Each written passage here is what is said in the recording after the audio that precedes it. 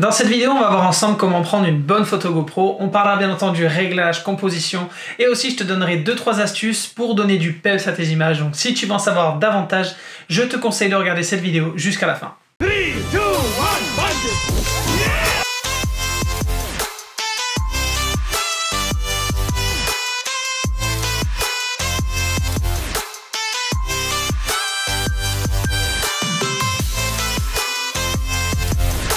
Avant de parler réglages et de rentrer dans les détails, je vais te donner une petite astuce. Pour te permettre d'identifier plus facilement le bon réglage à choisir, pense qu'il existe 4 grandes situations dans lesquelles tu vas pouvoir prendre des photos avec ta GoPro. Alors il existe les selfies ou les photos fixes, les photos d'action, les photos pro ou les photos dans l'instant. Bien entendu, tu peux toujours faire un selfie en pleine action ou alors une photo dans l'instant pour un projet pro. Bref, tu l'auras compris, j'ai tout simplement créé ces 4 catégories pour que tu puisses t'approprier les différents réglages que je vais te donner tout au long de la vidéo et pour que tu puisses aussi plus facilement choisir le bon selon la situation dans laquelle tu es.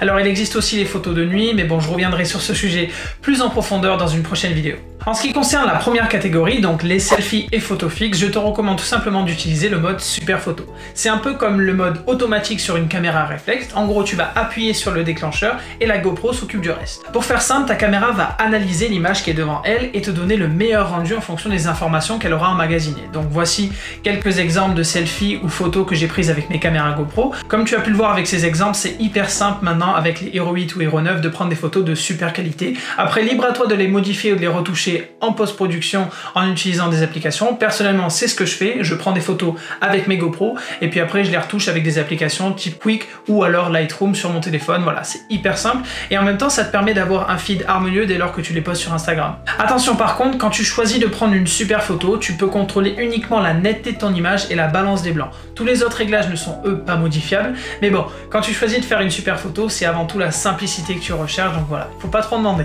Premier pro tip, dès lors que tu prends une photo pour les réseaux sociaux, je te recommande de tenir ta caméra directement à la verticale. Shooter à la verticale, c'est un moyen hyper simple pour avoir une photo d'une au bon format et de deux avec la meilleure résolution possible, parce que dès lors que tu prends une photo au format paysage, tu devras venir la cropper et la rogner, donc la qualité sera moindre, alors que si tu la prends directement verticale, c'est le jackpot assuré. Normalement, si tout va bien, tu peux directement créer du contenu à la verticale avec ta GoPro, mais si jamais l'interface, elle, ne change pas d'orientation en même temps que toi, tu peux toujours ajuster ça en venant prendre ta GoPro et en swipant vers le bas, puis en cliquant sur l'icône orientation. Nous, ce qu'on recherche, c'est que l'icône soit grise, donc désactivée.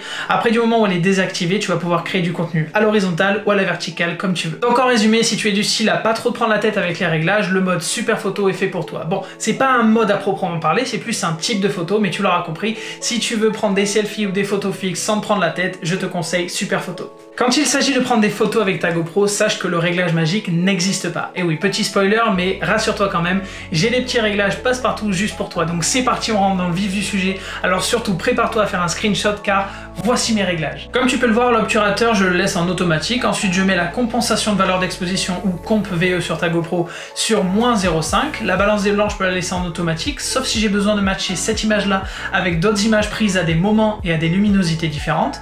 L'ISO minimum, je le laisse sur 100 et l'ISO max, je le mets sur 800. En ce qui concerne la netteté, personnellement, je la mets sur moyen. Après, tu peux la laisser en élevé si jamais tu n'as pas la volonté forcément de retravailler tes photos en post-production par la suite.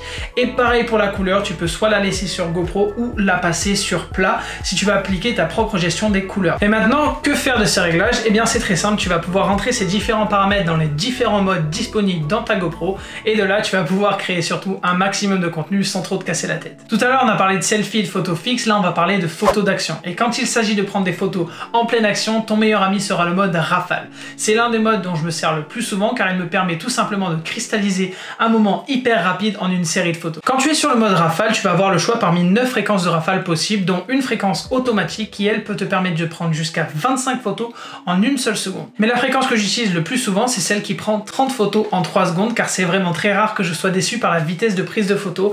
Après, ça m'arrive quand même de refaire plusieurs fois la même photo pour avoir le meilleur cadrage. Car tu verras, c'est pas toujours facile de cadrer ta photo quand l'action est rapide. Donc pour assurer le coup et avoir le bon cadrage, tu peux utiliser l'application Quick sur ton smartphone afin de prévisualiser ce que la caméra prendra en photo et du coup tu pourras ajuster la position de ta caméra en fonction. C'est particulièrement utile quand tu positionnes ta caméra à un endroit précis grâce à un accessoire comme la fixation tube ou un trépied, ou alors que la caméra est pas forcément accessible facilement.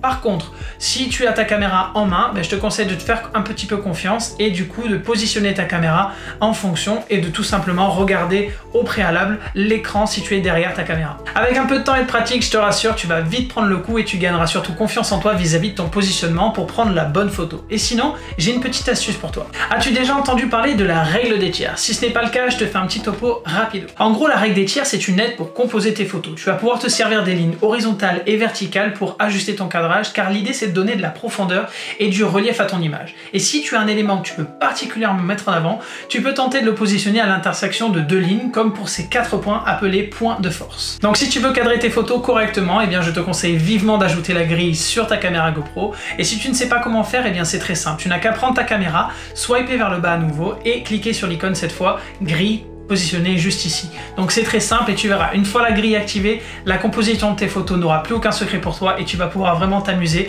à créer de la profondeur et ajouter du relief à tes images. On a parlé de 2 catégories sur 4, donc maintenant on va aborder les photos pro. Et pour moi, les photos pro, ce sont les photos où on a besoin de la meilleure résolution possible, et qui dit meilleure résolution dit aussi format RAW. Avec la GoPro Hero 9, tu vas pouvoir capturer des photos allant jusqu'à 20 mégapixels. Le format RAW est intéressant car il te permet d'avoir une image de super qualité et surtout sans traitement de la GoPro. Le format RAW est disponible dans plusieurs modes, le mode photo standard, le mode nuit et le mode rafale. Et quand tu es en mode rafale, si tu choisis de prendre des photos en format RAW, tu ne vas pas avoir le même choix de fréquence qu'avec le format de photo standard. Tu auras donc 4 fréquences disponibles seulement, et celle que j'utilise et que je te recommande, c'est celle qui prend 10 photos en 3 secondes. Ce n'est pas aussi précis que les 30 photos en 3 secondes avec le format standard, mais selon la situation, c'est ce qu'il me faut.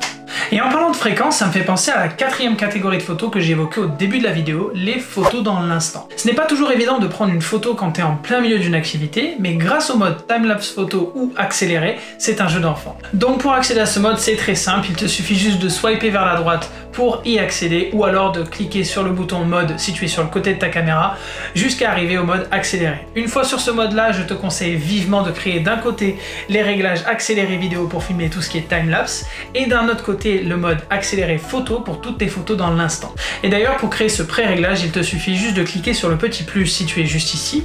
On va venir choisir accéléré, et une fois dans les réglages, on va venir modifier le format vidéo en format photo. De là, on va choisir aussi une intervalle. Personnellement, je te recommande l'intervalle 0,5 secondes ou 1 seconde. Le point positif de ce mode photo accéléré, c'est que tu vas pouvoir prendre toute une série de photos dans un temps bien supérieur à 3 secondes, comme dans le mode rafale qu'on a vu juste avant. Par exemple, en sélectionnant l'intervalle 0,5 secondes, la GoPro va tout simplement prendre une photo toutes les 0,5 secondes jusqu'au moment où tu viendras stopper l'enregistrement. Pour cette série de photos, j'ai donc utilisé l'intervalle 0,5 secondes car avant tout, je voulais immortaliser cette randonnée sans forcément poser devant la caméra.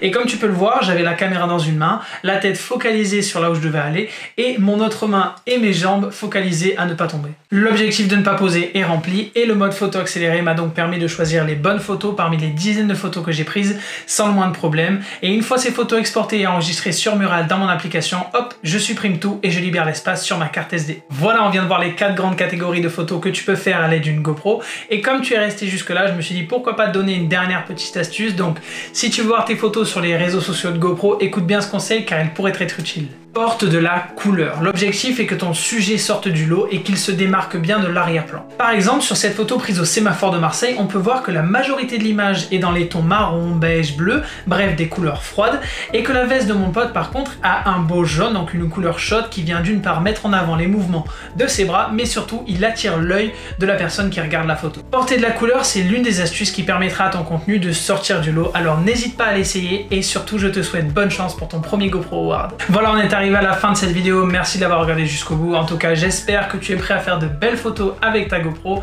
et si jamais tu as des questions, n'hésite surtout pas à me les poser en commentaire ou à me les envoyer par DM sur Instagram. Moi je te dis bon shooting et puis on se retrouve très vite dans une prochaine vidéo.